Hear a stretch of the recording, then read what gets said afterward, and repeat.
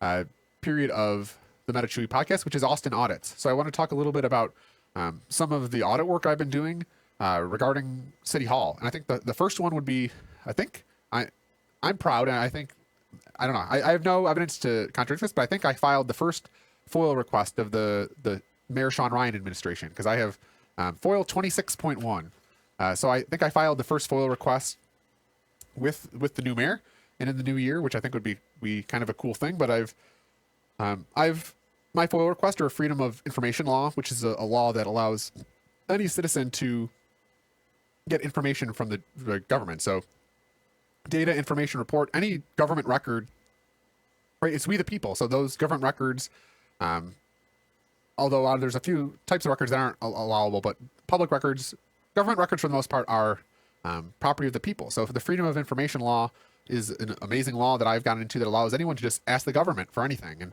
there's nuance to how you can request it, but you can request information. So I've requested a fund agreement, and I think this takes me to one of the items. So before the break, I was monitoring the council finance committee and the Community Foundation for Greater Buffalo, which is one of the largest philanthropic entities in our region, was in the chambers, and they've set up a transition fund for the new administration. It's called the City of Buffalo Transition and Transformation Fund, and it's intended to support the city of contributions. So essentially, the Community Foundation for Greater Buffalo has set up a fund that, from my understanding, based on the discussion in the chamber, the mayor of the city can make a request to the Community Foundation requesting money for anything related to efficiency, innovation, talent, or other needs, or like consultant studies. And the way based on discussion, it works is that there's a tribunal of the Ralph Wilson Foundation, the Community Foundation, and the John R. L. Shai Foundation have this fund, and the heads of those entities then, disburse or reimburse the request if it's appropriate. And I think this is appropriate for first FOIL because it's just, I know I have concerns of it's almost this legalized way of money laundering in a bit of if somebody can give money to a foundation and then that foundation can give it to administration, you can't FOIL or you can't see who's donating money. So it's almost this way for the business community, the philanthropic sector, to pass money legally to the administration. And a lot of the discussion too about the transition fund is it's really going to go toward paying bureaucrats and like consultants, which based on my experience working at City Hall, the city's SAS Institute agreement, which was a $2.2 million contract where the city hired these expert innovative consultants and never got anything out of it. It was just a lot of similarities to that. And I think it says a lot that the philanthropic sector was quick to support, I think and it was almost the way for this administration to say, oh, we didn't know what, I don't know, it's just this weird situation of, it was very clear that the first payments from this fund are going to go support the new deputy mayor's salary. So almost kind of compensate the deputy mayors who I think have reported salaries at $200,000. I think it just opens up this weird wormhole of, well, if you're getting your salary from the John R. L. Shai Foundation, the Wilson Foundation, or the Community Foundation, right, who do you work for? It creates this weird conflict of interest, especially with not knowing who's donating, especially at the Community Foundation. And for all transparency, I used to work at the Community Foundation. It's this weird mix of kind of high finance and like Wall Street with community and the nonprofit sector. And I think one of the hypocrisies that I just saw when I was there, and they don't want you to know, but I'll tell you, is that they prioritize their investment return. So an example is that one of their community goals is the environment, but at the same time, when you looked at their investment portfolio, they prioritize investment performance. So they're all tied up in oil, gas. If it can make them returns, they're all for it. But at the same time, they're marketing themselves as someone that stewards the environment. I think it just sets up, especially with the business community here in the city. Right, there's lots of developers and that sit on the boards of philanthropic institutions and also are permitting. So it sets up this weird agreement where you have this entity, the Community Foundation, especially one of the new deputy mayors, Maria White, she came from the Community Foundation. So it almost feels like kind of the very wealthy in Buffalo exerting influence. I'm not saying it's right or wrong. I think it's right. We need the foundations chipping in, especially with the city facing this fiscal cliff we're heading towards, because the city is out of money, and I see massive tax increases. The water rates are going up, user fees are going up, but at the same time, so it's just this weird situation of if and I would love to see the cities, right? Buffalo's typically marketed as a poor city, and it is right. There's lots of poverty, unfortunately, amongst a lot of the working class people. But Buffalo's also a very rich city. There's lots of old money tied up at the community foundation. I think they have nearly $1 billion in assets. In the Oshai Foundation, there's the Wilson Foundation, which is building, right? Ralph Wilson has essentially bought the government here. Right? I would love to see them put their money where their mouth is. And if you can pay for bureaucrat salary and consultants, couldn't you then maybe wipe out working class water debt? Could you, pay back sewer fees and taxes? Could you invest in our infrastructure? I think, I think it's just very telling that this fund's been set up just for consultants, just for bureaucrat salaries, but not, I don't know. We'll see. And that's why I've essentially just foiled for the agreement. I'm curious what's in the agreement, especially how the disbursement of requests works. That's why my FOIL request 26-1 is seeking, this information. And just, I'm FOIL 26-1 is looking just for the fund agreement before the community foundation in the city of Buffalo. And we'll see. They have 5 days to respond, and then there's a period, but I'm hopefully this is something I'll be follow. I think just based on my experience at the city, at the community foundation, and even with my experience at the city working on a SaaS innovation contract where a lot of the buzzwords were used, I'm just curious in learning more. And hopefully the new administration, sticks up to their promise for transparency and provides me with that document, and I'd be glad to provide that.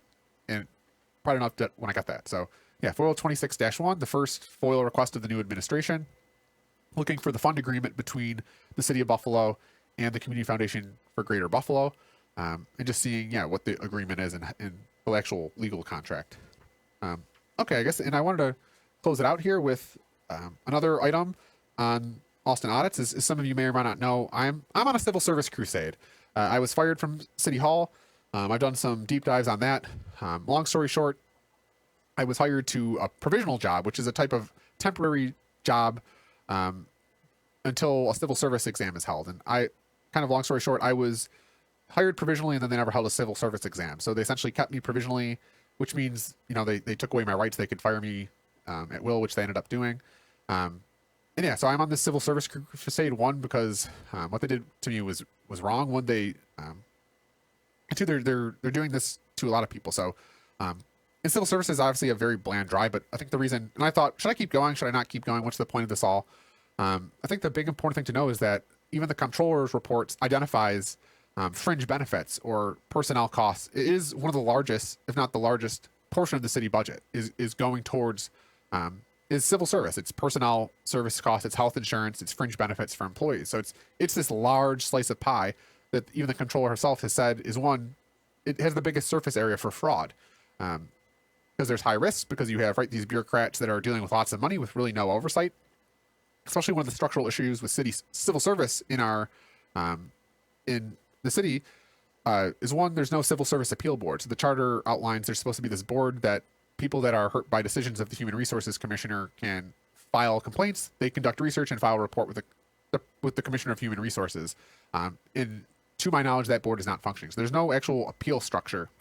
And two, the city's Human Resources Commissioner there used to be, back in the day, there was a municipal civil service commissions. There's actually a 3-person tribunal that would oversee human resource issues, and that was kind of set up to have not be political, right? Obviously, it's City Hall, it's politics, so these jobs are very political, and by having a human resources commission of 3 people, it was kind of that way previously to help kind of get rid of some of the conflict of interest. And then I think it was in 2002 they actually changed the charter where now we just have a single human resources commissioner. So you have a single human resources commissioner, Gladys Herndon Hill, or Gigi. Right, she's the single point of power. There is no appeal board. It's not functioning. So she is essentially the judge, jury, and executioner of the human resources department in the city, which again, there's this huge slice of the city budget, which is personnel services, fringe benefits, and you have one person who is the judge, jury, executioner. They set the rules, and there's no way to challenge them other than suing them. Essentially, these are just my perceptions too, and I'm alleging all this. This isn't facts. I mean, verify, don't trust. The issue I have too with my employment was that my actual union president, Tracy Healy, she wears 2 hats, and I'm the son of an auditor, and in accounting, there's this principle called segregation of duties.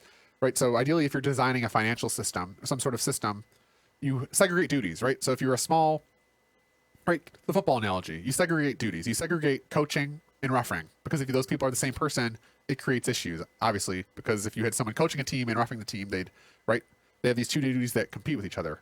Or if you're a small organization, say you're, Johnny's Boy Scout troop, you ideally wouldn't have the same person taking money in and recording money in a ledger. The collection of money and the recording of money would be separate so that it wouldn't tempt people. Because even the most trustworthy people under stress, right? If you don't segregate duties, you're essentially trusting that they don't break the rules.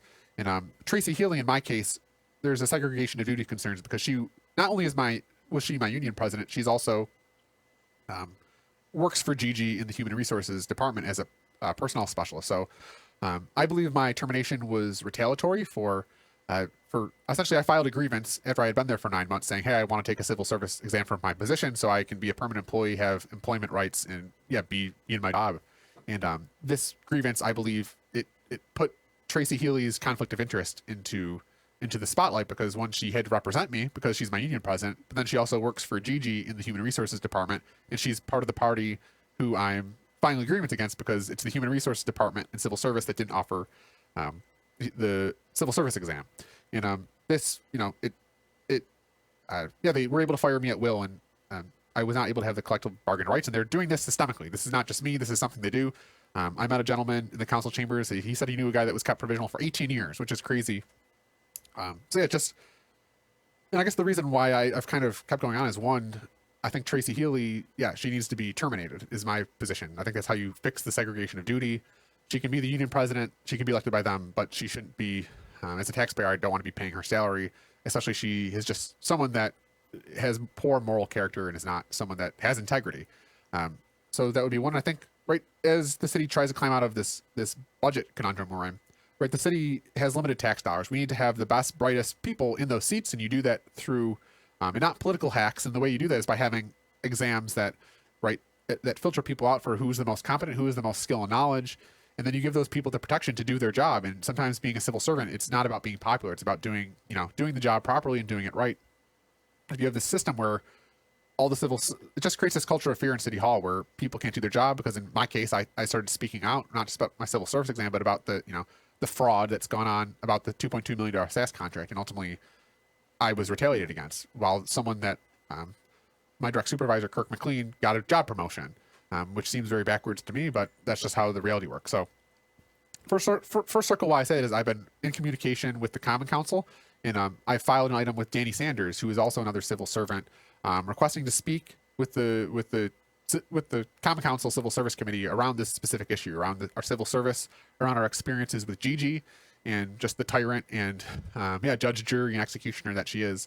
And I'm very, for the first time I've enjoyed, the council's giving me the opportunity to speak. Me and Danny Sanders, we're scheduled to be in the council chambers in, I think it's January 22nd, or later this month, which I'll provide. But that's that's kind of where we're at there. And one, the controller has said that it's the highest risk for fraud. It has both the highest volume of money and lack of internal controls. Two, we know fraud's going on, right? The Investigative Post reported a few years ago now that there was a fire clerk that was on the city payroll for 7 years after getting fired.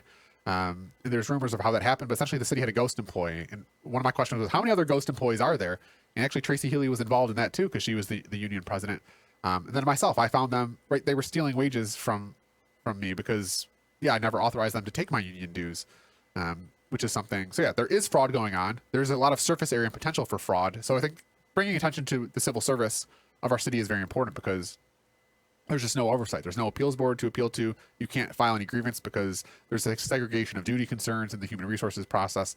And Gigi is just, in my experience, and it just seems to be a bit of a tyrant, and needs to be brought to heel. So more on that I think later, but I'm just kind of optimistic, and I am optimistic that maybe something will be addressed, and people that have the disenfranchised people that have been kept out of City Hall might have a potential to get in there and help.